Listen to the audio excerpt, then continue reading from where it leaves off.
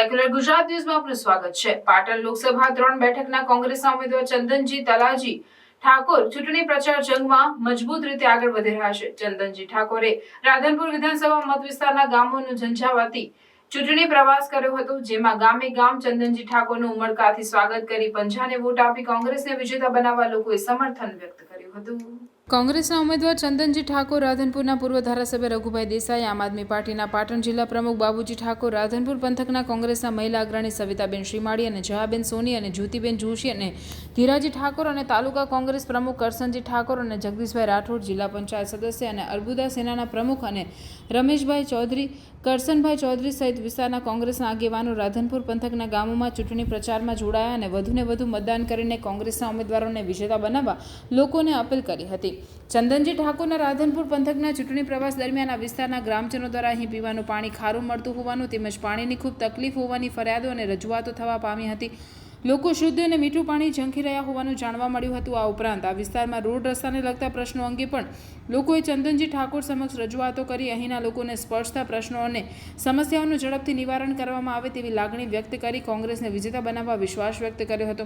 ચંદનજી ઠાકોરે રાધનપુર વિધાનસભા મત વિસ્તારના મસાલી, કામલપુર, જેતલપુરા, ભાડિયા, અરજણસર, દેવલોટિયા અને ભિલોટા, મહેમદાબાદ અને નાની પીપળી અને રાધનપુર સિટી ખાતે વગેરે વિસ્તારમાં ચૂંટણી પ્રચાર કર્યો હતો, જેમાં ગ્રામજનોએ ઉત્સાહપૂર્વક કોંગ્રેસના ઉમેદવાર અને આગેવાનોને આવકારીને કોંગ્રેસને મત આપી વિજેતા બનાવવાની ભાવના વ્યક્ત કરી હતી। આ પ્રસંગે ચંદનજી ઠાકોરને દરેક ગામની અંદરથી મોટો આવકાર મળ્યો અને વિજય બનાવવા ગામ લોકોએ ખાતરી આપી હતી। ઠેર ઠેર ચંદનજી ઠાકોરને મળી રહ્યો છે આવકાર। મહેમદાબાદ ગામના લોકો દ્વારા ઘોડા ઉપર બેસાડી ભવ્ય સ્વાગત કરવામાં આવ્યું હતું। તે લોટિયા ગામ ખાતે નર્મદાનું પાણી કેનાલનું ના મળતું હોય તેમને ગામ લોકોએ રજૂઆત કરતા નર્મદાનું પાણી આપવાની ખાતરી આપી હતી। રિપોર્ટર વસંત કડિયા। આજે 14 તાલુકા પંચાયતનો પ્રવાસ કર્યો। રાધનપુરની તાલુકા પંચાયત દીઠ રાધનપુર વિધાનસભાનો કાર્યક્રમ પૂરો કર્યો। ખૂબ પ્રતિસાદ મળ્યો, ખૂબ લોકોનો પ્રેમ મળ્યો।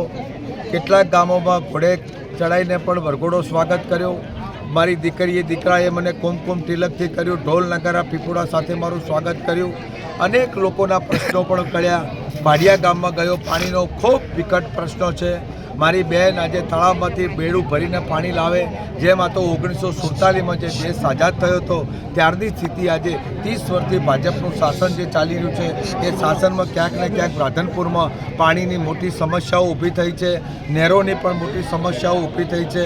લોકો બિલકુલ નારાજગીના પંથે છે। ભારતીય જનતા પાર્ટીથી લોકો ત્રાસી પણ ગયા છે। હવે લોકોએ મન મનાવી લીધું છે। મારા પ્રવાસ દરમિયાન મને ઠેર ઠેર જગ્યાએ જે આવકાર મળ્યો છે, પ્રેમ મળ્યો છે, ભાવ મળ્યો છે, એના પરથી મને સ્પષ્ટ દેખાય છે કે આ વખત રાધનપુરમાંથી જંગી બહુમતીથી જીતીશ, મને સારામાં સારી લીડ મળશે। અને લોકોએ પણ જ્યારે વિધાનસભા જેમ લડતા હોય એવી રીતે લોકસભાની ચૂંટણી લડી રહ્યા છે અને ખૂબ પ્રતિસાદ મળ્યો છે। લોકોનો ખૂબ આભાર માનું છું। સમાચારોની અવનવી અપડેટ્સ માટે જોતા રહો સેક્યુલર ગુજરાત ન્યૂઝ। સાથે સેક્યુલર ગુજરાત ન્યૂઝ ચેનલને લાઇક, શેર અને સબસ્ક્રાઇબ કરો અને બેલ આઇકોન દબાવીને સમાચારોની ઝડપી માહિતી મેળવો।